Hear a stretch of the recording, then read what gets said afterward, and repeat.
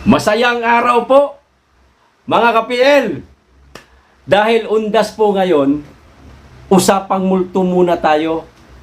Panoorin po natin ang video ni Pangulong Bongbong Marcos kung paano niya po ikinuwento ang kanyang naging karanasan tungkol sa multo sa Palasyo Malacanang. Ipinakita niya po yung mga lugar, pintuan, chandelier, bangko na gumalaw noong siya po ay nakaranas ng multo. Okay? O ito po ang video. Panoorin po natin. Pero bago ko lang po simulan, makikisuyo po muna ako sa mga hindi pa po nakasubscribe. Baka naman. At pakiclick na rin ang notification bell para updated sa lahat ng upload. At huwag nyo pong kalimutan mga ka-PL, palike naman po sa video. Okay? Maraming salamat. Makikisuyo lang po.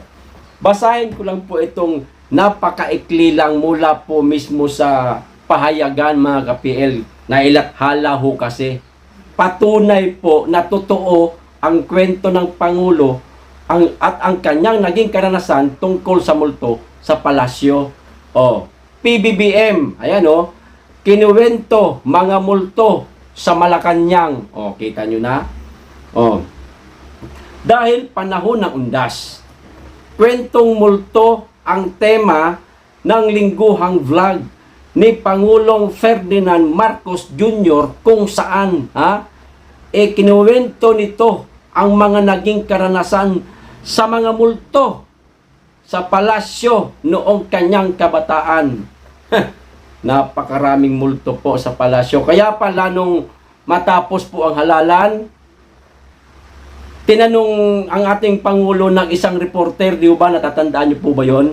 Na Mr. President, ngayong nanalo na po kayo, ngayong Pangulo na po kayo ba titira ho sa palasyo? Ang sabi ng Pangulo, akala ko pabiro lang. Totoo, ito mismo sabi niya, hindi, hindi ako titira doon. Tinanong siya ulit, bakit po Mr. President? Maraming multo doon.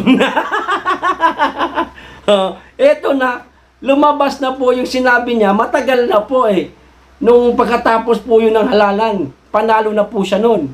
Ito pa, ayon sa Pangulo, ang kwarto niya noong tumira ang kanilang pamilya sa Malacanang ay malapit sa state dining room at minsang pumasok siya sa kanyang kwarto ay biglang gumalaw ang mga gamit kaya tumakbo ito sa kanyang mga security at nagsisigaw ito na may multo, may multo, may multo. Ayan po ang naging sigaw ng ating Pangulo.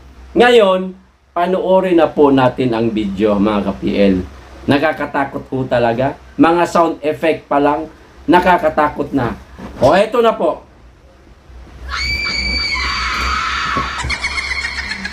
Ay, hindi yan. Hindi yan, sorry po. Ano yan aswang ho yan. Kung may multo po sa Palasyo Malacanang, meron pong aswang sa Kongreso. Kasi po ang multo, hindi naman po tambalos-los. Ang aswang tambalos-los yan ito na, sorry po, nagkamali, pasensya na po talaga. Ito na po. Das na naman po, panahon ng paggunita sa mga yumao nating mahal sa buhay. At tuwing panahon na ito, ay hindi rin nawawala ang mga kwentong kababalaghan at katatakutan o yung mga tinatawag na supernatural. Maraming mga ganyang kwento, lalo na sa mga matatandang gusali, mga old houses, mga old building, mga historical site. At hindi magpapatalo dyan ang palasyo ng ating sambayanan dito sa Malacanang.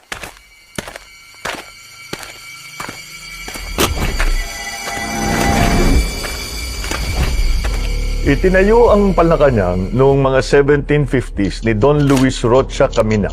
Ang Malacanang noon ay isang summer house. Binili naman ito ng Estado noong 1825 bilang summer house ng Gobernador General. Mula 1863 Tinirahan ito ng 18 gobernador-general, 14 na American military and civil governors at kinalaunan, mga pangulo ng ating bansa. Nakailang renovation at refurbishment na ang palasyo, makalipas ang ilang digmaan. Pero ang pinakamalaking pag-remodel ay naganap ng time ng aking ama dahil ang mother ko ang gumawa ng remodeling. Itong mga kwento ito ay hindi ko pa talaga nakikwento sa mga anak ko. Baka matakot kasi. Pero since undas, Halloween naman, kikwentuhan ko muna kayo ng mga karanasan ko dito. Lalo na nung kabataan ko. Oh, are you ready? No, not really. Not really.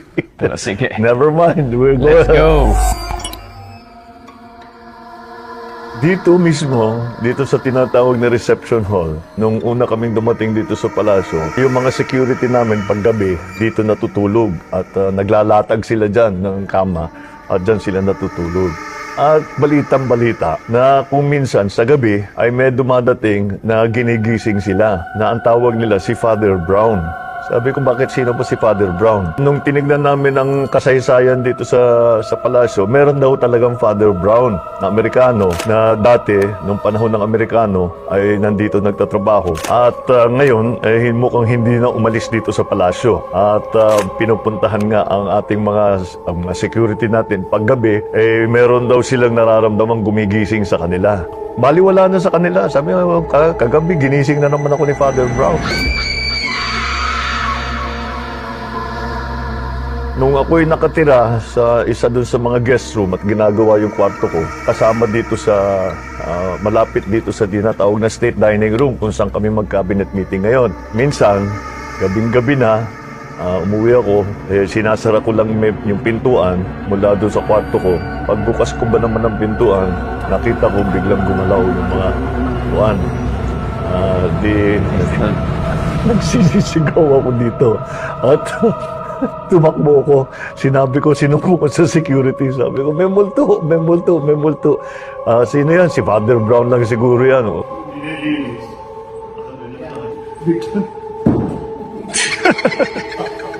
Still find that hard to believe. Ay, nako. It's true. Tapos nakita niyo dito sa palasyo, maraming chandelier. Pagka naririnig namin, nakikita namin na gumagalaw, sabi namin, baka mukhang may lindol. Kasi pag lindol, nakikita mo, gumagalaw-gaw yung mga chandelier. Pero kung minsan, maraming chandelier nga, isa lang yung gumagalaw. At hindi namin alam, dahil wala namang bukas na bintana, hindi naman maabot ng tao yan, nakakapagtaka kung bakit nagkakaganon.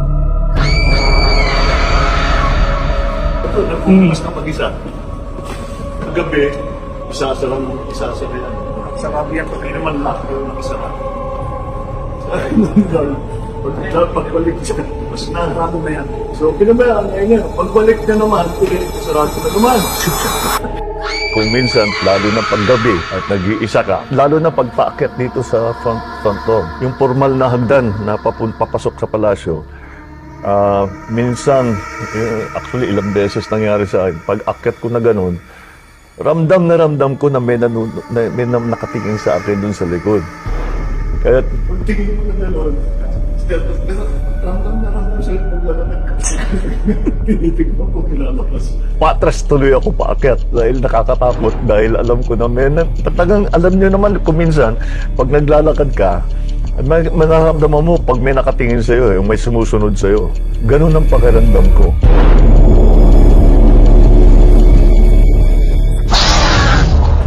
Minsan, nandito kasama ko maraming kaibigan, siguro mga 6 kami. At pumunta kami doon sa medyo madilim na lugar. Ghost hunting talaga ang ginawa namin. Malakas ang loob namin dahil marami. Oo, marami kami. Sabi namin, malakas ang loob namin. So sabi ko, doon tayo dahil maraming kwento doon sa lugar na yan. So yung isang kaibigan ko, bubuksan niya yung pintuan. Bago niya nahawakan yung doorknob, bumukas yung pintuan ng mag-isa. Nako, yung sigaw namin. 2:00 ng umaga yun. Alala ko yun eh. 2:00 ng umaga yun. Takbo kami doon sa kwarto ko. Inon namin lahat ng ilaw. Nagpatugtog kami ng music na malakas para mawala yung takot namin doon sa nangyari sa amin. Paano yung, anong gagawin? If we had ended up living here in the palace, my God. Kuha na lang ako ng kondo sa malapit.